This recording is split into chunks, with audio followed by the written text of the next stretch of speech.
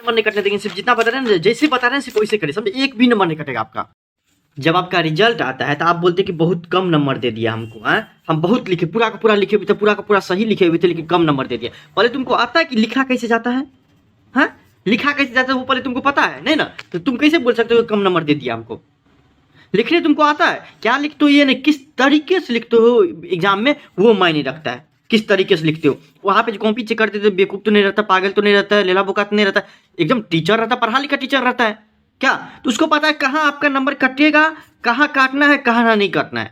तो पहले ये देख लो कॉपी एग्जाम में कॉपी कैसे लिखिएगा, ठीक ना, ताकि आपका एक भी नंबर ना कटे, एक भी नंबर नहीं कटेगा, सिर्फ इस तरीके से लिखिएगा तब, ठीक। आज देखिए हम आपको सॉल्यूशन के साथ बता रहे, 2023 का क्वेश्चन है मेरे पास, पिछले साल का है क्या, आप लोग तो 2024 में दीजिएगा, ठीक पिछले साल का क्वेश्चन है, उसका पूरा का पूरा सॉल्यूशन करके लाए हैं, पूरा का पूरा एक एक चीज कि कहाँ पे आपके स्पेलिंग मिस्टेक पे नंबर काटता है कि नहीं, कोई मान लीजिए कि गलती हो गई जाता है तब नंबर काटता है कि नहीं, राइटिंग पे नंबर कितना काटता है, कहाँ कहाँ पे काट सकता है, कितना बड़ा लिखे, कितना वर्ड में लिखे, कैसे और कौन पेन का यूज करे, समझे।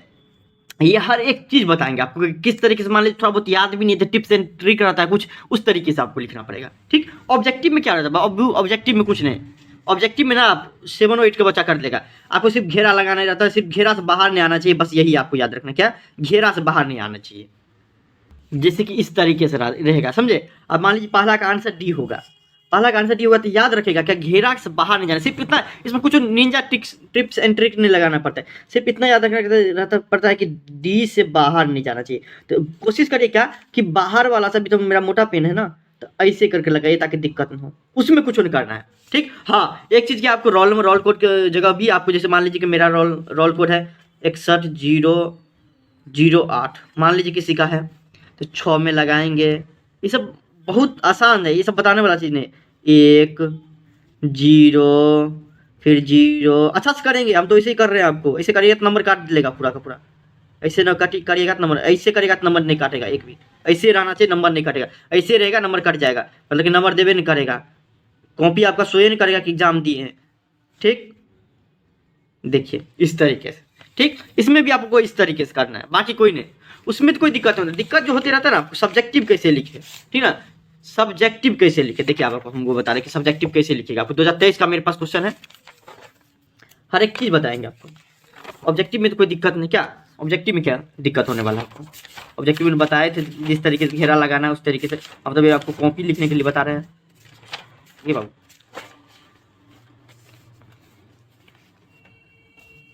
अब कोई दिक्कत होता है ना आपको, तो डायरेक्ट हमको इंस्टाग्राम पे आप जो है ना मैसेज कर सकते हैं, समझे। हाँ ठीक, देखिए, और बच्चों का चैनल है, कोई दिक्कत है, number 1 guidance channel and supportive channel बोला जाता है, समझे। आपको 100% आपका सॉल्यूशन प्रोवाइड किया जाएगा, कहीं पे भी पूछिए, कमेंट में पूछिए, उसके बाद इंस्टा पे पूछिए, कहीं पे भी। देखिए पहला आता है कि आपको सेक्शन बी डिस्क्रिप्टिव टैब है, आपको ए से लेके ई तक में, ठीक, मतलब क्या 5 रहता है जिसमें से 1 का जवाब देना पड़ेगा, 5 रहता है जिसमें से जवाब कितना का देना पड़ेगा, 1 का देना पड़ेगा, समझे। 5 रहता है जिसमें से 1 का जवाब देना पड़ेगा, ठीक। हम लिए हैं सेक्शन बी, लिखिए कैसे, SECTN सेक्शन बी, और पहला का बी है, देखिए पहला का बी है ऑनलाइन शॉपिंग, तो ऑनलाइन शॉपिंग लिखिए, पहला का ई लिखिएगा तो पहला का ई लिखिएगा, ठीक। उसके बाद क्या करेगा, ऐसे लिखने का ट्रिक क्या होता है, या फिर ऐसे कैसे लिखा देता है, ताकि पूरा हम बोले तो वही बात बताएंगे जो पूरा का पूरा नंबर आए उसमें, ठीक। अच्छा कटवा वाला पढ़ाई नहीं, देखिए इंट्रोडक्शन लिखेंगे कि ऑनलाइन शॉपिंग क्या परिचय क्या है, क्या, जैसे कि online shopping has revolutionized the way we shop, मतलब क्या कि जैसे हम जो शॉप करते थे कि ऑफलाइन जाते थे किसी की दुकान के पास, उसके बाद खरीद के लाते थे, लेकिन इस तरीके में क्या कर दिया, वो क्रांति टाइप का ले आया है, कौन, ऑनलाइन शॉपिंग। अब हमको घर से बाहर नहीं निकलने पड़ता है, सिर्फ घर से बाहर नहीं, आपको घर पे पहुंचा देता है सामान, ठीक। इंट्रोडक्शन में ये लिख देंगे, ठीक, कोई भी चीज़ लिखेंगे, इसमें भी लिखे इंडियन डेमोक्रेसी में, या फिर टेररिज्म में, मतलब मान लीजिए आतंकवाद है, हाँ, तो आप क्या लिख देंगे कि सबसे ज़्यादा लॉस किसी देश को बहुत आतंकवादी होता है, इस तरीके से लिखेंगे, ठीक ना। हाँ, इंडियन डेमोक्रेसी पे लिखेंगे तो सबसे बड़ा तंत्र कोई है तो लोकतंत्र है, हाँ, जिसमें जनता अपना खुद कैंडिडेट चुनता है, इस तरीके से लिखेंगे इंट्रोडक्शन में, ताकि लगे क्या थोड़ा बहुत बढ़ा चढ़ा के लिखेगा इसमें, ठीक ना, इंट्रोडक्शन में, ताकि लगे नहीं बच्चा आता है, ठीक ना, तो उस तरीके से लिखेगा। मीनिंग में क्या होगा, उसका अर्थ लिखना है कि ऑनलाइन शॉपिंग का अर्थ क्या होता है। अब इसका परिभाषा जरूरी नहीं है, याद ही रहेगा आपको, जैसे गुडविल का परिभाषा याद रहता है तो वैसे नहीं, तो उसमें क्या लगेगा, मीनिंग में आपको इससे रिलेटेड लिखना है, क्या, जैसे कि ऑनलाइन शॉपिंग में क्या होता है, the method of shopping from online store using mobile phone या laptop is known as online shopping. ठीक। और इंडियन डेमोक्रेसी में क्या लिख देंगे, मतलब मान लीजिए कि भारतीय आपको डेमोक्रेसी में क्या लिखेंगे, लोकतंत्र में क्या लिखेंगे कि आपको जनता अपने द्वारा जब किसी कैंडिडेट को खड़ा करता है, उसे चुनाव करके उसे जिताता है, उसी को बोलते हैं क्या, लोकतंत्र बोलते हैं, क्या डेमोक्रेसी उसी को बोलते हैं। हाँ, उसका इस तरीके से लिखेंगे मीनिंग, उसका मीनिंग कुछ भी पूछे, इलेक्शन है क्या पूछे तो इलेक्शन का अर्थ क्या होता है वो लिखेंगे। ठीक। It's super convenient because you can shop for clothes gadget and even grocery, मतलब क्या आप कुछ भी खरीद सकते हैं इससे। तो कोशिश करिए क्या निबंध लिखने में 5 पॉइंट लिखिए, जैसे कि हम लिखे इंट्रोडक्शन मीनिंग, उसके बाद हम इसका बेनिफिट्स, हाँ बेनिफिट्स लिखेंगे, और उसके बाद इसका डिमेरिट लिखेंगे। बेनिफिट क्या होता है ऑनलाइन शॉपिंग करने से कि स्मार्ट शॉपिंग फ्रेंडली है हमारा, क्या मतलब क्या कि हम पहला बात हम प्राइस कंपेयर कर सकते हैं कि अच्छा बोट कंपनी का इतना प्राइस है, उबन का इतना है, अच्छा नॉइज कंपनी का घड़ी का इतना है, बोट कंपनी के घड़ी का इतना प्राइस है, पबल का इतना है आपको, उसके बाद इन्फिनिक्स का इतना है, मतलब हर एक चीज़ का क्या कर सकते हैं प्राइस कंपेयर कर सकते हैं, आपको डिजाइन कंपेयर कर सकते हैं, ताकि आपको हम एक और रिव्यू भी ले सकते हैं। ठीक ना। आप जो कोई ऑफलाइन दुकान में जाएंगे तो कोई कस्टमर थोड़ी ना रहेगा वहाँ पे जो बताओ तो आप जो सामान लिए हुए थे तो सही दिया था कि नहीं, लेकिन ऑनलाइन में तो रहता है रिव्यू दिया रहता है आपको, तो उसको देख के आप कर सकते हैं, हम उसको देख के क्या बोल सकते हैं हम कि ये सामान सही है कि खराब है। ठीक। और हम डिस्काउंट भी ले सकते हैं। ठीक। तो ये बहुत ज़्यादा बेनिफिट होता है कि हमको रिव्यू वगैरह मिलते रहता है कि पुराना जो कस्टमर है वो लेके गया था किस तरीके से उसका इस्तेमाल कर रहा है, सही है कि नहीं, 6 महीना के बाद कैसे काम कर रहा है, तो ये सब मिलता है। ठीक है। ऑनलाइन शॉपिंग के ये बहुत बड़ा बेनिफिट है। फिर देखिए आप इधर लिखिएगा, हम दूसरे शब्द में लिखे हैं, आप इसने छोड़ दीजिएगा।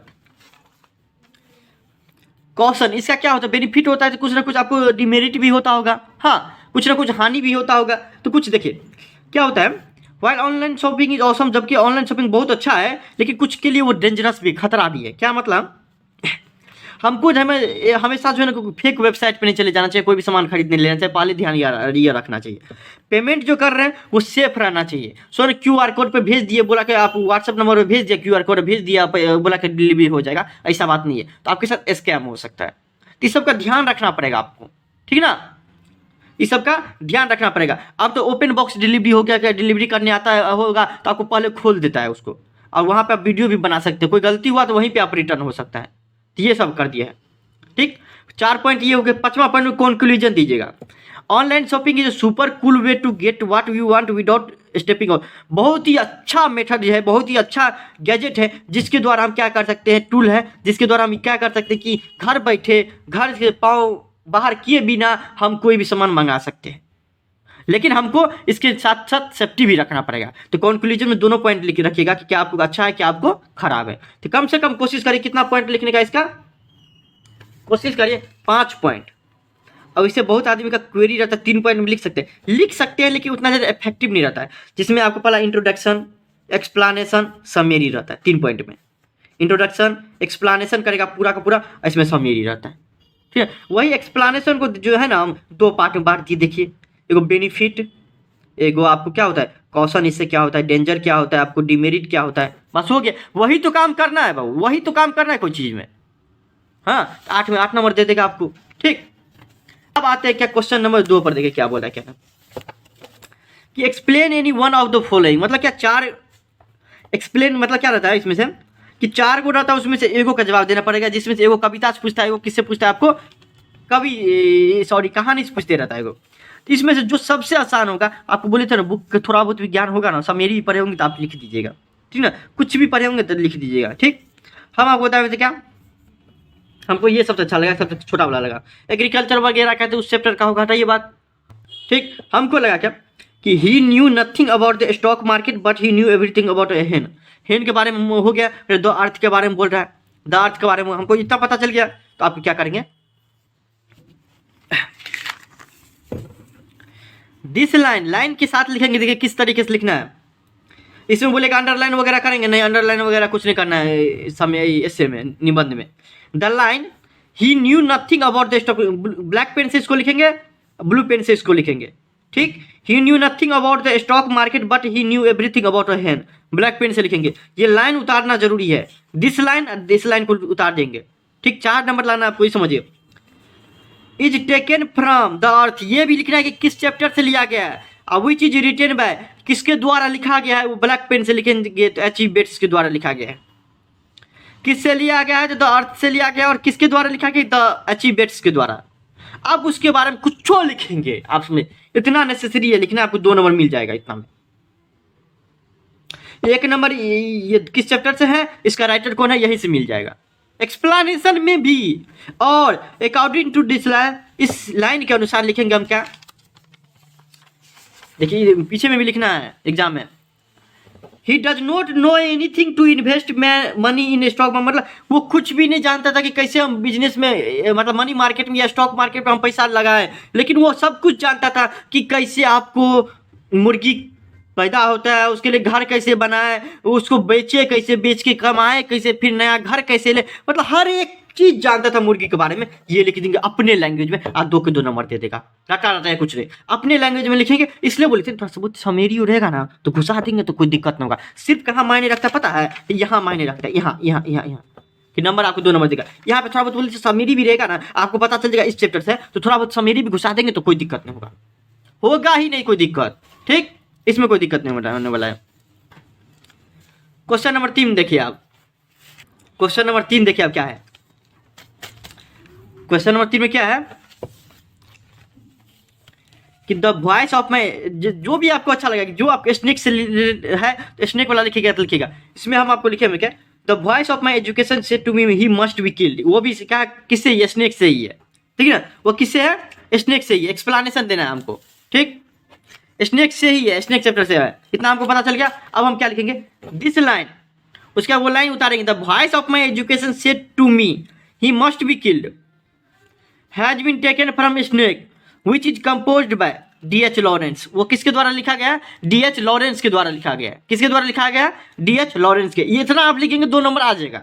उसके आप बोले थोड़ा बहुत समीरियो लिखिएगा तो हो जाएगा, लेकिन आपको ये लाइन के मतलब समझाना है आपको, तो लाइन लिखिएगा। हम वो बोले जिसको कुछ नहीं याद है उसके लिए, लेकिन जिसको आता है कि क्या बोला कि the voice of my education said to me he must be, मतलब क्या होता है, पहले पूर्वज लोग सब जो होता था, पहले के दादा बाबा सब रहते थे, मम्मी पापा, मुझे सांप दिखे ना तो मार देना चाहिए, क्योंकि वो काट लेता है, आदमी को मार देते रहता है, वो हमारे लिए हानिकारक है। उससे अच्छा क्या रहता है, आपको मार देना चाहिए। वो हमारा शिक्षित है, वो हमको सिखाया गया है, ठीक, पहले से ही सीखे। उसी को लिख देंगे इंग्लिश में, क्या कुछ भी लिख देंगे उससे related. According to this line लिखेंगे उसके बाद, when we see only snake our ancestor और एजुकेशन से, मतलब क्या बोलता है कि हमारा एजुकेशन या एंसेस्टर क्या बोलता है कि उसको मार देना चाहिए, क्योंकि वो डेंजरस होता है ह्यूमन के लिए, हाँ, और उसको इधर उधर जो है ना आपको घूमने के लिए अलाउ नहीं करना चाहिए, वो हम लोग का थी है, ठीक है। कहीं भी देखते बड़का बड़का धामन उमन सांप रहता है, क्या कर देते, मारे देते वहीं पे, क्यों, क्योंकि वो हमारे क्या हानिकारक है, काट सकता है, मार सकता है, ठीक, इसलिए।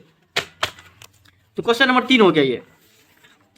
तो क्वेश्चन नंबर 4 देखिए क्या है, क्वेश्चन नंबर 3 तक हो गया, क्वेश्चन नंबर 4 देखिए आपको क्या है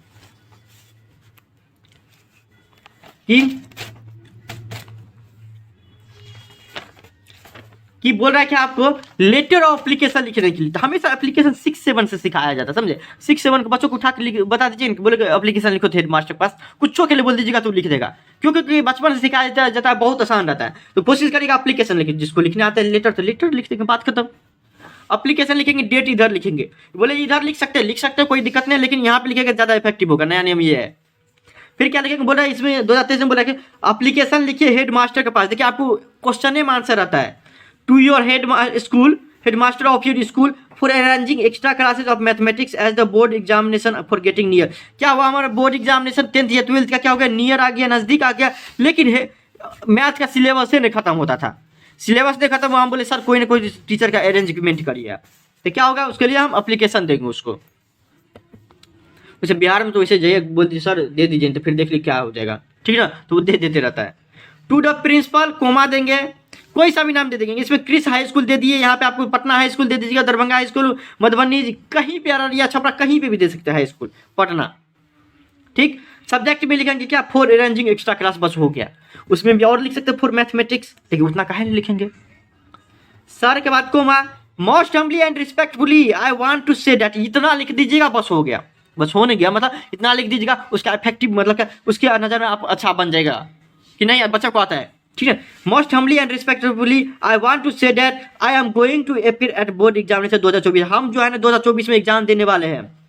माई exam are getting near but still our syllabus has not been completed. मतलब इसको क्या लिखेंगे, हमारा देखिए यहाँ पे लिखा हुआ नज़दीक आ रहा है, वही बात लिख देंगे कि हमारा, देखिए क्या था कि हमारा टाइम तो नज़दीक आ रहा है लेकिन सिलेबस नहीं खत्म हो रहा है, इसलिए हम आपसे रिक्वेस्ट कर रहे हैं कि आप एक एक्स्ट्रा क्लास अरेंज कर दीजिए। ठीक है, आई सेल बी वेरी, इसके बाद ये लाइन जरूर लिखिएगा, I shall be very obliged if you arrange extra classes for mathematics. हम उसके लिए बहुत आभारी रहेंगे आपका अगर आप एक्स्ट्रा क्लास आप अरेंज कर दीजिएगा तो, समझे। योर सिंसियरली, क्या यहाँ पे लिख देंगे योर सिंसियरली योर ओबीडियंट लिख देंगे, क्योंकि हम एडवांस तक पास लिख रहे हैं। ठीक है, नेम लिख देंगे, उसका क्लास लिख देंगे, रोल नंबर लिख देंगे। ठीक, बस हो गया, उससे ज़्यादा कुछ नहीं लिखेंगे, इतना लिख देंगे बस हो गया। ठीक, 4 में आपको 5 के 5 नंबर दे देगा। वो देखता है क्या, ये देखता है, ये देखता है, बहुत छोटा है तो देखने में क्या जा रहा है। ठीक है, इसमें भी कोई अंडरलाइन वगैरह करने का कोई जरूरत नहीं, बस ये देख ले, बस 4 के 4 नंबर दे दिया। इसमें और इससे में नंबर मिलता है तो थोड़ा बहुत राइटिंग पे भी मिलता है। राइटिंग मतलब क्या, क्लियर दिखना चाहिए, किस तरह से लिख रहे वो नहीं, क्लियर दिखना चाहिए उसको। ठीक है, वो होता है राइटिंग। ठीक, बहुत अच्छा, बहुत का बच्चा करके बराबर लिखता है, लेकिन आपको क्या होता है कि दिखते रहता है बढ़िया से, राइटिंग दिखते रहता है, सब कुछ बढ़िया से पढ़ सकता है तो नंबर पूरा पूरा मिल जाते रहता है। ठीक है ना। 5 में देखिए, आपको 5 में देखिए क्या है, आपको answer any 5 of the following in about 40 से 50 शब्द में। 40 से 50 शब्द में जवाब देना है। कितना, 40 से 50 शब्द में देना है आपको, 40 से 50 शब्द में देना है आपको। कुछ क्वेश्चन में 40-50 शब्द अप्लाई नहीं होता, लेकिन कोशिश करिएगा 40 से 50, समझे, शब्द में जवाब देने के। 10 रहता है जिसमें से 5 का जवाब देना पड़ेगा। कोई सा भी आपको जो अच्छा लगेगा वो करिएगा। 10 रहता है जिसमें कितना का जवाब देना पड़ेगा, सिर्फ और सिर्फ 5 का। तो क्वेश्चन नंबर 5 का हम बी ले लिए एगो, क्या, तो बी का हमको पसंद है तो बी ले लिए। इसमें क्या question, what were the benefit of English rule, मतलब जो अंग्रेज हम पे शासन किया उससे हमको क्या फायदा मिला। तो इसमें क्या लिखेंगे, the benefit of the English rule was education in English and the knowledge of the West in which Indian acquired we can communicate easily with all over the world. इसमें क्या हो गया, और थोड़ा पॉइंट लिखेंगे, हम यहाँ पर अंडरलाइन कर देंगे अपने हिसाब से। देखिए अंडरलाइन जो क्या करता जाता है मेन वो अपने हिसाब से, आपके हिसाब से अगर मान लीजिए ये सही है, सही लग रहा है तो उसको अंडरलाइन कर दीजिएगा। टीचर के हिसाब से कुछ होता है इसमें, आप चाहते हैं कि टीचर इस पर ध्यान दे तो आप इसे अंडरलाइन कर दीजिएगा, बस हो गया आपके हिसाब से। ठीक, इस तरीके से अंडरलाइन होता है और कुछ होता है। कोई भी क्वेश्चन हो, सी ई, कोई भी क्वेश्चन, सी में क्या है, व्हाट मेड सी बीज हार्ट बीट फास्टर। इसमें आप थोड़ा बहुत ज़्यादा हम जल्दी के कारण नहीं लिख पाए, लेकिन लिखिएगा आप, ठीक है, कम से कम 40 से 50 लिखिएगा। When C B was examining the guard, क्या हो गया था, एक दिन सी बी जो है ना आपको गार्ड को देख रहा था, कद्दू को, तो वो देखा क्या कि लंबा से 5 इंच का जो है सबसे बड़ा कद्दू, कभी तक नहीं देखा होता, उसको देखा। वो देखते ही क्या हो गया, इसका हार्ट बीट फास्ट हो गया। कितना बड़ा कद्दू है, उसमें तो अच्छा से हम चित्र बना सकते हैं। ठीक ना, ये हो गया। यहाँ पे हम अंडरलाइन क्या कर देंगे, 5 इंचेज कर देंगे, 5 इंचेज कद्दू का, देखिए 5 इंचेज कर देंगे। ठीक, हाँ उसका कर देंगे। ठीक, बस हो गया, अपने हिसाब से जो अच्छा लगेगा। ई में देखिए क्या बोला है कि Why does the speaker in grandmother's house say that she has lost her way?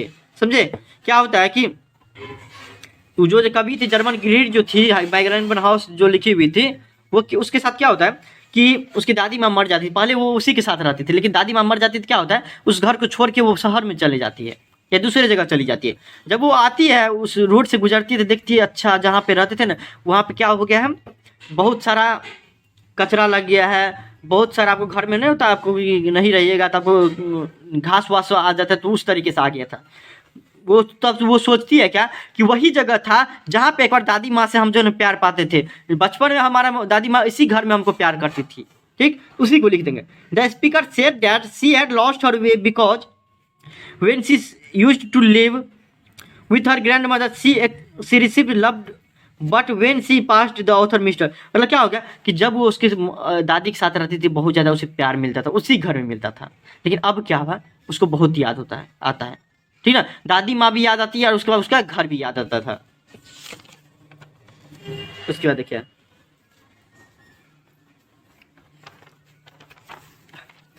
जी में उसका देख लेते क्या, why is Macavity treated as criminal, criminal क्यों बोला मैकेविटी को, इसमें भी जो आपको अंडरलाइन करना है, मैकेविटी को क्रिमिनल इसलिए बोला, मैकेविटी एकदम बिल्ली था। बिल्ली क्या करता था कि मीट वगैरह था ना फ्रिज में से खोल के खा लेता था, दूध खा लेता था, और ग्लासेस जो था मतलब क्या शीशा था किचन का उसको फोड़ के भाग जाता था, इसलिए उसको क्या बोलता था कि नेपोलियन, इसका फिर लिख देंगे, so it is called Napoleon of the crime.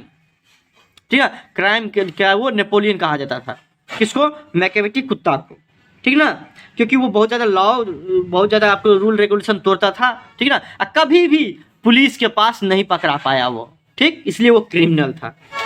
बहुत ही मज़ेदार चैप्टर है।